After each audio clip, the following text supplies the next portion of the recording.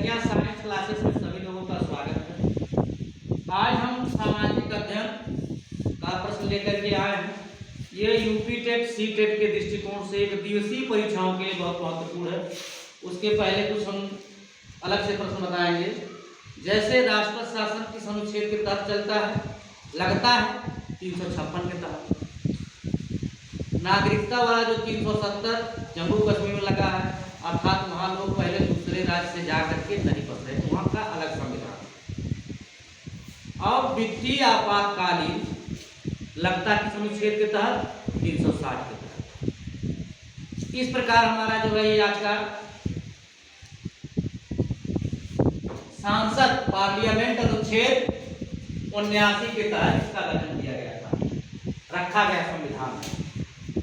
भारतीय संविधान में अनुच्छेद 79 के तहत पार्लियामेंट की स्थापना की गई। अब इसके देखिए 3 अंग हैं।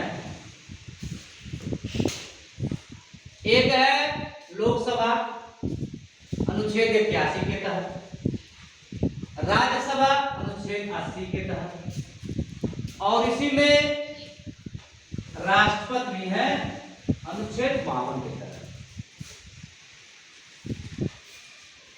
पिछली कक्षा में हमने बताया था अनुच्छेद 52 से 61 तक ट्रिक के माध्यम से हमने बताया था। उसमें कार्यकाल है राष्ट्रपति का। उसमें हमने बताया था पकान कोका दियो दसम, उसी में कार्यकाल है, उसी में चुनाव है राष्ट्रपति का, ठीक है, उसी में नागरिकता है। अब हम आते हैं लोकसभा। ये जो है लोकसभा का चुनाव जनता द्वारा होता है। इसमें जनता चुनती है अपने सांसद को, जो सांसद सदस्य होते हैं उसको जनता चुनती है। अब हम आते हैं लोकसभा के स्थितियों को देखते हैं, क्या क्या चीजें हैं इसमें। पहला है सीधे जनता द्वारा ये चुनाव होता है। जो संसद का चुनाव होता है वो सीधे जनता वोट डालती है, मतदान करती है। कार्यकाल इनका 5 साल का होता है। न्यूनतम आयु चुनाव लड़ने की जो उम्र है वो 25 साल रहता है। अधिकतम सदस्य लोकसभा सदस्य जो है 552 होते हैं। और इसमें वर्तमान में जो है सदस्य जितने हैं 545 है, लेकिन 543 पर ही चुनाव होते हैं। 2 का चुनाव नहीं होता है, एग्लो इंडियन कहते हैं। अध्यक्ष है, अध्यक्ष कौन होता है? लोकसभा अध्यक्ष जो है ये अध्यक्ष होता है इस सदन का। अब हम आते हैं राज्यसभा में। ये अप्रत्यक्ष रूप से चुनाव होता है, इसमें जनता नहीं चुनती है। जनता जिसको चुनती है वह राष्ट्रपति चुनता है, इसीलिए इसको अप्रत्यक्ष कहा गया। मतलब डायरेक्ट नहीं कहते, इनडायरेक्ट चुनाव इनका होता है, जिसको हम अप्रत्यक्ष कहते हैं। यह अस्थायी सदन है।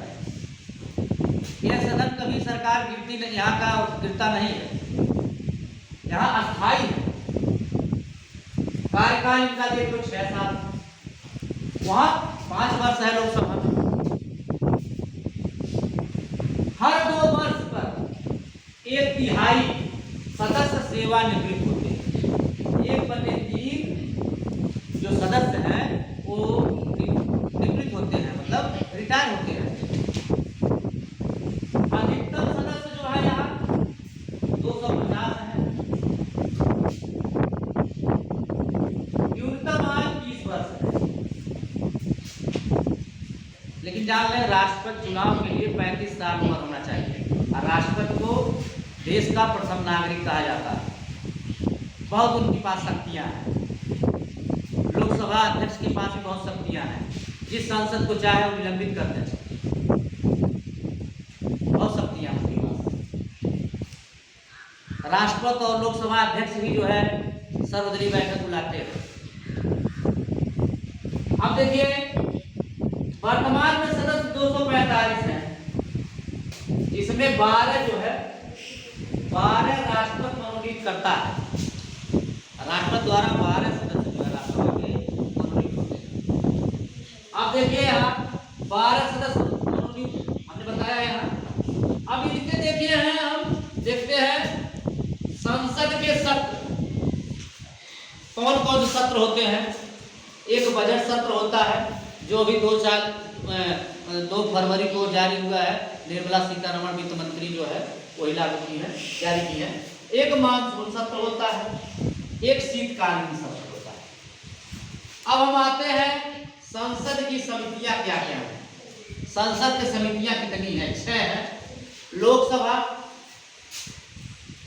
लोक सेवा समिति एक है, एक अनुमान समिति है, लोक लेखा समिति है, अस्थायी समितियां हैं, विशेष समिति है, तदर्थ समिति है, इसको हेडाक कहा जाता है। ये तदर्थ वाले हेडाक रखे जाते हैं, ये इसलिए बनाया गया है। अब हम आते हैं महत्वपूर्ण तथ्य। संयुक्त अधिवेशन की अध्यक्षता लोकसभा अध्यक्ष करता है। जो संयुक्त अधिवेशन की अध्यक्षता होती है उसको हमारा लोकसभा अध्यक्ष करता है। संसद का गठन जो है 1950 में हुआ था। संसद भवन का निर्माण 1921 से 1927 तक बनकर तैयार हुआ था। अब प्रथम आम चुनाव कब हमारे देश में हुआ? तो 1951 में प्रथम चुनाव हुआ, 1951 और 1952।